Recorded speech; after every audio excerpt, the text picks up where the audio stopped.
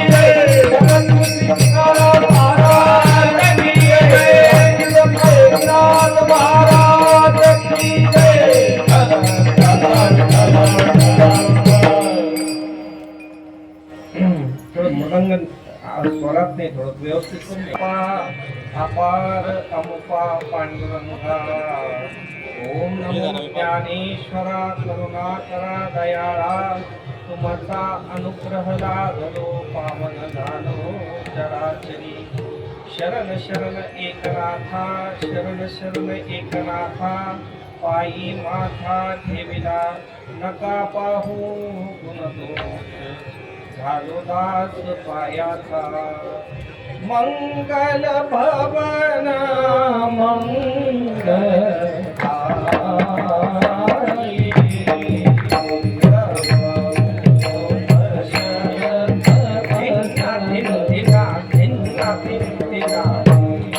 फक्त कीर्तन जाऊ द्या, आता कधी वाजू नका. मंगल भवन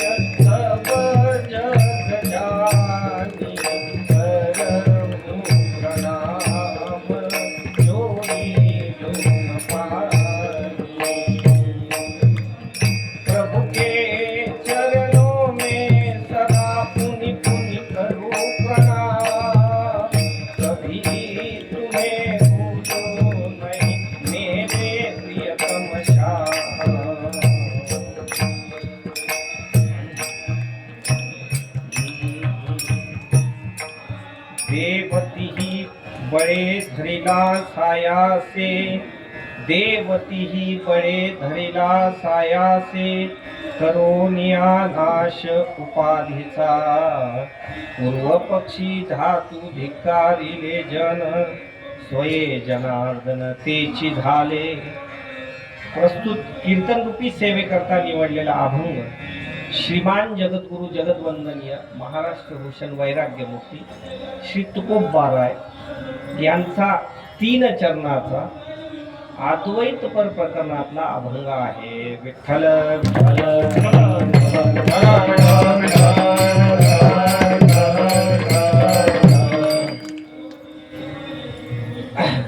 गत 5 वर्ष वर्षापासून सप्ताह चालू आहे ना? 5 वर्षापासून या ठिकाणी चालू असलेल्या या सप्ताहातील आजची ही 5व्या दिवसाची का 6व्या दिवसाची? 6व्या दिवसाची कीर्तन सेवा. तसं थोडंसं आता हे आव्हान धरले आपल्याला.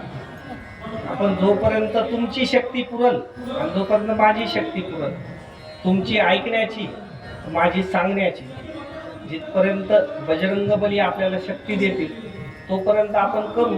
आपल्याला दोघालाही जर वाटलं आता आपल्याकडून भेटणं शक्य नाही, त्यावेळेस आपण सेवेला पूर्ण विराम देऊ. सध्या तरी असं वाटतंय तुमच्या बसण्यावरून का थोड्या वेळ तुम्ही तग धरतात आणि मी तग धरेल. विठ्ठल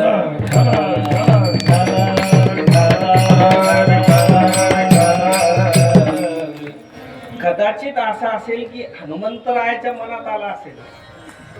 हनुमंतरायांनी सुंदरकांडमध्ये जेव्हा आपण बघतो तर त्यावेळेस बघा जे जे काही त्यांना लंकेत सुद्धा भेटली, लंकेत भेटणाऱ्यांना सुद्धा त्यांनी रामकथा सांगितली. आता विचार करा, जर ते तिथं सांगू शकतात तर आपल्याला इथं काय अडचण आहे? विठ्ठल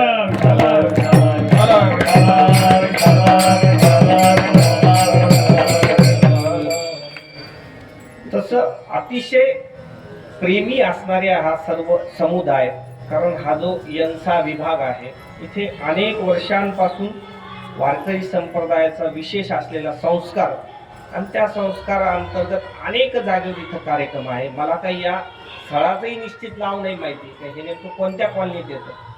फक्त एवढंच आहे की ज्यांचा फोन आला, आमची जे देवडे काका वगैरे हे जे सगळी मंडळी आहेत, या सगळ्या मंडळी यंसहा विभागातल्या आहेत एवढंच आम्ही त्यांना पकडतो. त्यांचा कुठे जरी फोन आला तरी N6 चे मंडळी असं त्यांचं पडलेलं नाव आणि त्यांच्या तर्फे आलेली ही कीर्तनाची सेवा. आणि त्या अंतर्गत आपण जो सेवेकरता निवडलेला अभंग आहे तो तसा खूप मोठ्या लोकांचा अभंग आहे. आता हे मोठ्या लोकांचं म्हणल्यावर तुम्हाला असं वाटेल बाबा अभंगात काय असं असतं मोठ्या लोकांचा आणि छोट्या लोकांचा. अभंग अभंग आहे आणि आपण तर म्हणतो की सकळासी येथे आहे अधिकार, सगळ्याला अधिकार आहे. आणि मग या अधिकारात छोटं मोठं असं कसा अभंग असू शकतो? तर बघा कसं असतं, सगळ्यांना अधिकार आहे पण तरी पण त्याच्यात काही कनिष्ठ वर्ग असतो, काही मध्यम वर्ग असतो आणि काही उच्च अधिकारी असणारा असं वर्ग आहे. तर आजचा जो अभंग आपण निवडलेला आहे यामध्ये उच्च अधिकारी जे महात्मे असतात, जे संत असतात, जे भक्त असतात, त्यांची नेमकी अवस्था काय असते आणि ती कशाने प्राप्त होते हे सांगणारा हा अभंग आहे.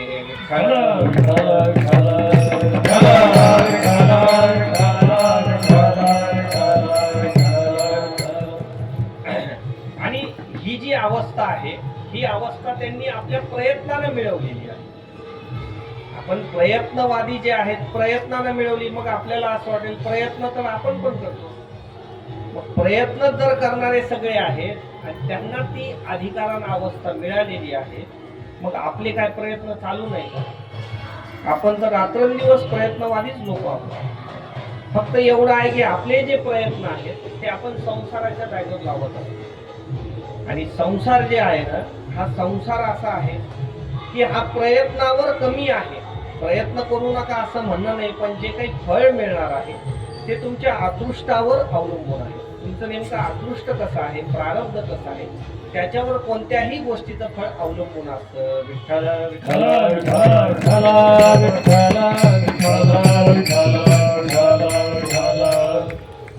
आता अदृष्टावर फळ म्हणजे असं की संसारात तुम्ही किती मेहनत करा, पण ती जी मेहनत आहे जोपर्यंत तुमचं अदृष्ट अनुकूल होत नाही तोपर्यंत त्या फळाला, त्या मेहनतीला कोणतंही फळ लागत नाही. आणि कदाचित असं आहे की तुम्ही एखाद्या वेळेस मेहनत नाही जरी केली पण जर तुमचा अदृष्ट जर अनुकूल असेल तर ते निश्चित तुम्हाला फळ मिळाल्याशिवाय राहत नाही. तुम्ही कीर्तनकार लोक काही दृष्टांत सांगायचे. तुम्हाला एक दृष्टांत सांगतो, त्या दृष्टांतून तुम्हाला ही गोष्ट पटल.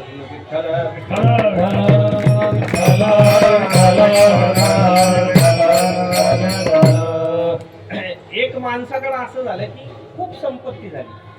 कुठेही घरात बघितलं तर कुठेही पैसाच पैसा, कुठेही पैसाच पैसा. मग आता जास्त झाली एखादी वस्तू की मग माणसाला त्याची कदर राहते. मग ते कुठेही ठेवायला लागला. कुठं गादी खाली पैसे ठेव, कुठे एखाद्या अलमारीतच बाजूला ठेवून द्यायचे, कुठे फ्रीजवर पैसे ठेवून. ती घरातली बायको जरा कंटाळली. ती बायको म्हणायला लागली, काय आहे तुमचं वागणं आहे, राहून राहून इकडं पैसे तिकडं पैसे, मी जरा कंटाळले म्हणे. आता तुम्ही याची एक तर विल्हेवाट लावा आणि थोडे कमी करा बरं हे. अशी बायको भेटते हे जरा थोडं अवघड आहे. असंही कोणी सांगणार आहे की हे पैसे थोडे कमी झाले पाहिजे. पण जुना काळ होता, जुन्या काळामध्ये बँकेत वगैरे ठेवायची व्यवस्था नसत आणि खूप अति झाल्यानंतर कोणत्याही गोष्टीचा कंटाळा येतो. तर ती म्हणली, मला काही माहित नाही म्हणे, आता जर हे पैसे कमी नाही झाले तर मी तुम्हाला सोडून जाणार. तो म्हटला, बाबा काही हरकत नाही, हे पैसे थोडेसे कमी करतो. मग आता कमी कसे करायचे म्हणून त्यानं एक विचार केला की आता आपल्याकडून तर काही असे खर्चही होत नाही, खर्च करायला जावं, कोणताही व्यवहार करावा तर हे आपल्याला पैसेच मिळतात. त्याच्यात एखादी चुकीची जरी गोष्ट करायला गेलो तर त्याच्यातून आपल्याला पैसे मिळतात. विठ्ठल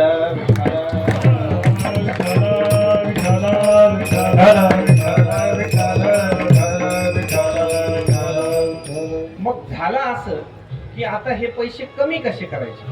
मग त्याच्यानंतर त्यानं असा विचार केला की राजाचा जर एखादा आपण अपराध केला आणि राजाच्या अपराधानं एखाद्या वेळेस जर राजाला काही दंड केला तर त्या दंडात आपण ती रक्कम भरू आणि आपलं जे आहे आपण त्याच्यानंतर विठ्ठल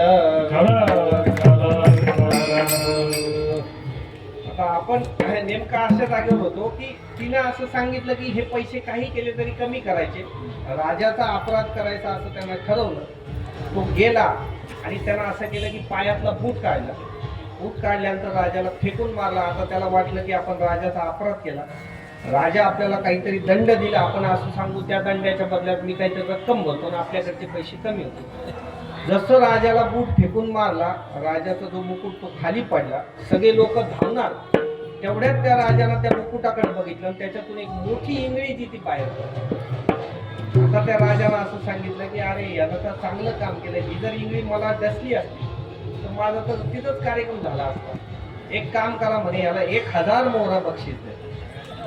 मग आता पैसे कमी करायला गेला पण पैसे वाढून आल्यामुळे परत जो काही ताप झाला. तो म्हणे, राजेसाहेब मला पैसे नको. पैसे नको, जीव वाचवला म्हणे. एक काम करा सैनिक, तुम्ही घरी जा, घरी जाऊन याला पैसे देऊन या. हा घरी पोहोचायच्या अगोदर पैसे घे. मग आता अजून कंटाळा, घरात परत संध्याकाळी भांडण झालं. तो म्हणे, आता मी काही करतो, उद्या जे म्हणे राजाचा अपराध झाला, उद्या राणीचा अपराध करतो, त्याच्यानंतर झालं तर पैसे अजून कमी होऊन जातात. दुसऱ्या दिवशी परत तो तिथं गेला राजदरबारात. राजदरबारात गेल्यानंतर त्यानं असं सगळा अंदाज बघितला आणि राणी साहेब जे आहेत ते एका झाडाच्या तिथं बसल्या, पाठीमागे एक भिंत होती. त्यानं सरळ गेला आणि गेल्याबरोबर जे आहे त्या राणीचा हात पकडला. हात पकडून त्या राणीला बाजूला ओढलं. तेवढ्यात आता सैनिक जे आता त्याच्या पाठीमागे धावणार, तेवढ्यात 2-4 जण म्हणले, थांबा बरं, कालचा माणूस हे काहीतरी खास असेल, थांबा. थोडं पुढं राणीला आणत न आणत तोपर्यंत ज्या भिंतीच्या आधारानं राणी साहेब बसलेल्या होत्या ती भिंत पडून गेली. पडल्याबरोबर आता तर सगळेजण म्हणायला लागले, याला काहीतरी कळतं बरं. आता कळतं म्हटल्यानंतर जे राजाने असं सांगितलं की अरे याला एवढं कळतंय आणि यानं राणी साहेबाचा जीव वाचवला, राणी साहेबांच्या कडेवर बाळ होते, उद्या होणारा युवराजाचाही जीव वाचवला, याला अर्ध राज्य बक्षीस देऊन टाकू. विठ्ठल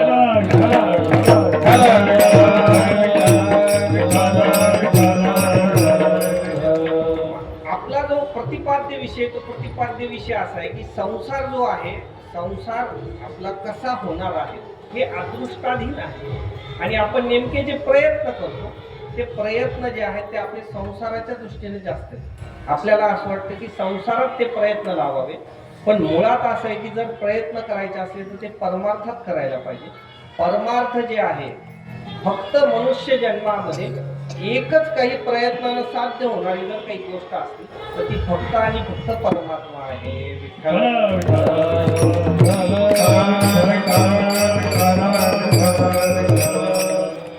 म्हणून या अभंगामध्ये त्या लोकांनी कोणत्या प्रयत्नानं परमार्थ साध्य केला किंवा परमात्मा मिळवून घेतला हे अभंगाच्या पहिले. देवती बळे धरी रातायाचे, बळे धरी रातायाचे, देवती बळे धरी रातायाचे, देवती बळे धरी रातायाचे करुणिया नाश उपाधीचा करुणिया नाश उपाधीचा पूर्व पक्षी धातू धिकारिले जन पूर्व पक्षी धातू धिकारिले जन करुणिया नाश उपाधीचा करुणिया नाश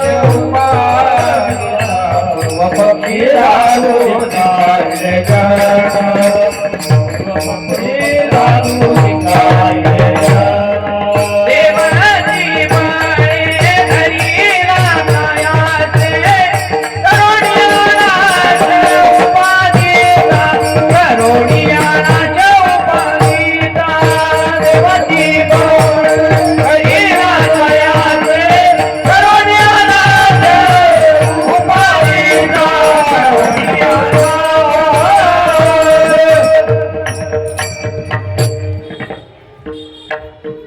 देवतीही बळे धरिला सायासे करुणिया नाश उपाधीचा. मग प्रयत्नवाद जो आहे किंवा जे प्रयत्न आहेत ते फक्त परमात्म्या प्राप्ती करताच प्रयत्नानं तो परमात्मा प्राप्त होतो. म्हणजे प्रयत्नवाद जो आहे, आता इथे बोलू नका, जे कोणी आहेत आपल्याला तो डिस्टर्ब काय कमी आहे का? विठ्ठल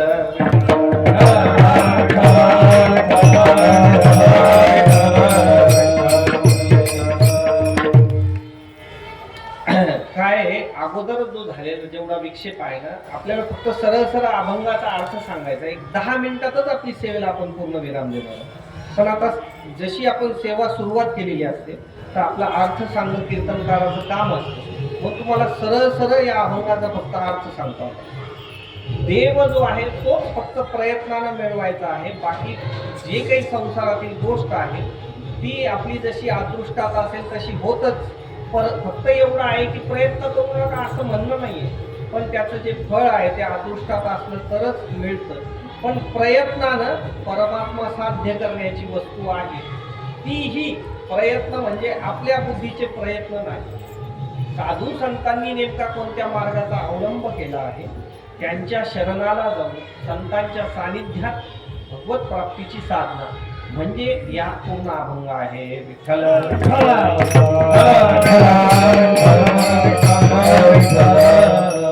भगवंताला त्यांनी कसं प्राप्त करून घेतलं? देवतीही बळे धरिला सायासे करुणिया नाश उपाधीचा.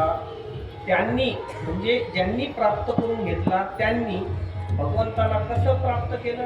बळावर, सायासावर आणि आपल्या उपाधीचा नाश करून. मग हे बळ नेमकं कोणतं?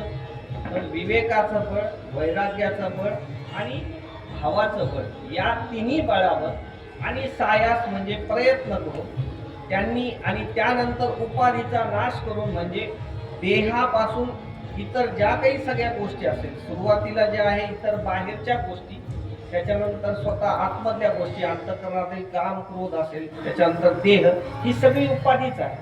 या सगळ्या उपाधीचा नाश करून त्यांनी प्रयत्नानं त्या भगवंताला प्राप्त करून घेतलं. पण प्राप्त करताना सुरुवातीला जे आहे कोणतीही साधना करताना सुरुवातीची त्याची प्राथमिक अवस्था काय असते, ज्याला म्हणतो आपण आतमध्ये पाय कसा ठेवतो.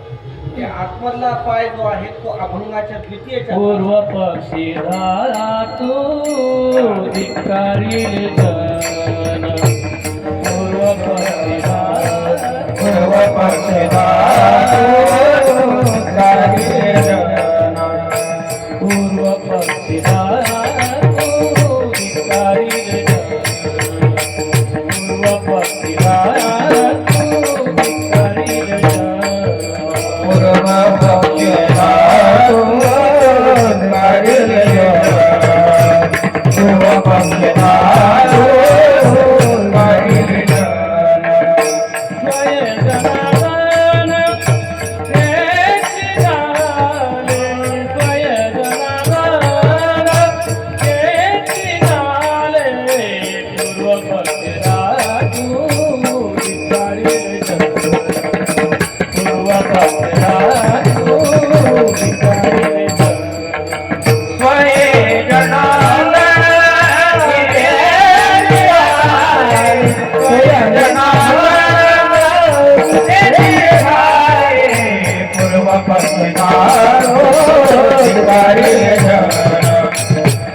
पक्षवा तू धिक्कारिले जन धिक्कारिले जन पूर्व पक्षी धातू धिक्कारिले जन स्वये जनार्दन तेची झाले. सगळ्यात सुरुवातीमध्ये परमार्थामध्ये येताना त्यांची अवस्था कशी पाहिजे, त्या साधकाची अवस्था सांगतात की त्यांनी कसं प्राप्त करून घेतलं. पूर्व पक्षी धातू धिक्कारिले आणि जन धिक्कारिले. धातू धिक्कारिले म्हणजे त्यांनी धनसंपदा, धातू म्हणजे त्यावेळेस जे काही चालत असेल सोने चांदी वगैरे, तुकाराम महाराजांच्या काळातलं त्यांनी सांगितलं. पण त्या धातूचा अर्थ म्हणजे धनादी इतर ज्या काही सगळ्या गोष्टी आहेत त्या सगळ्यात सुरुवातीला अगोदर त्याचा धिक्कार. पूर्वपक्षी धातू आणि धिक्कारिले जन म्हणजे दोन्ही गोष्टी आहेत. एक वित्तेषणा आहे आणि एक लोकेशना आहे. ज्याला परमार्थ व्यवस्थित करायचा असेल त्यांनी या दोन्ही गोष्टीचा त्याग करावा. पूर्वपक्षी धातू धिक्कारिले जन आणि अशी जर साधना करत राहिली तर त्याच्या फलद्रूप जे आहे ते फल असं आहे की स्वये जनार्दन तेची झाले. स्वतः ते परमात्मा स्वरूपच झाले. पण या सगळ्या गोष्टी करताना ही सर्व साधना करताना या साधनेमध्ये असं नाही करता येत की आज आपण सुरुवात केली लगेच दुसऱ्या दिवशी झाली, असं होत नाही. तुका म्हणे यासी न चले तातडी अनुभवे गोडी येईल कळो. कोणतीही साधना करताना त्या साधनावर जेव्हा आपण आरूढ होतो तर ती साधना जी आहे ती 3 प्रकारानं पाहिजे. 3 प्रकार असे आहेत की एक तर ते बिनचूक साधन पाहिजे, त्याच्यानंतर ते दीर्घकालापर्यंत केलं पाहिजे आणि श्रद्धायुक्त अंतःकरणानं ते साधन झालं पाहिजे. असं जर आपण केलं तरच त्याची आपल्याला फलद्रूपता येईल किंवा त्याचा अनुभव आपल्या येईल. अनुभवे गोडी येईल कळो. विठोबा कुमार जय गोपाळ कुमार